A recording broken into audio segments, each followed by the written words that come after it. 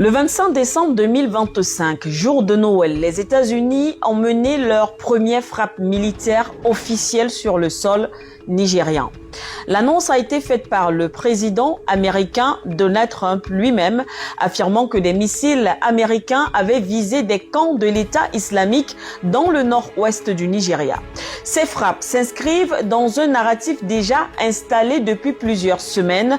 Donald Trump accuse le groupe terroriste de cibler et tuer vicieusement principalement des chrétiens innocents. Une accusation lourde, répétée par plusieurs de ses alliés politiques, mais jamais étayée par des preuves précises ni par la citation d'attaques clairement identifiées. Trump avait pourtant prévenu, si Abuja ne mettait pas fin à ces violences, eh bien Washington interviendrait militairement.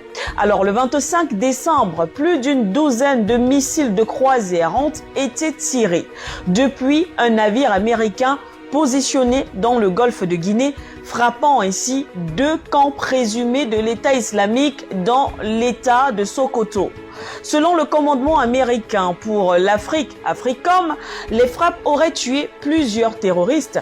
Aucun chiffre précis, aucun bilan civil communiqué. Dès lors, si certains applaudissent Washington, de lourdes interrogations s'imposent, car ces frappes ne tombent pas du ciel. Quelques jours plus tôt, des survols du ciel nigérian par des appareils militaires américains avaient déjà été signalés officiellement.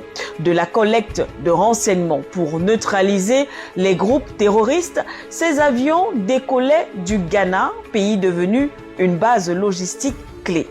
Ce schéma rappelle donc un épisode troublant. Un C-130 détecté récemment au-dessus du Burkina Faso, officiellement nigérian, qui aurait, selon Abuja, subi un problème technique alors qu'il se rendait au Portugal. Pourtant, un C-130, pour rappel, est un avion également de renseignement entre autres. Difficile donc au regard des événements actuels de ne pas y voir un scénario identique. Première question fondamentale qu'il faudrait se poser. Le Nigeria est-il devenu incapable de mener seul la guerre contre le terrorisme? La question est bien sûr légitime. Il y a à peine quelques semaines, Abuja minimisait le rôle de la France. Peut-être pas minimisait, mais en tout cas lors de son intervention au Bénin, après la tentative de coup d'État contre Patrice Talon, parlant d'une simple coopération en matière de renseignement, tout en affirmant avoir déployé ses propres soldats.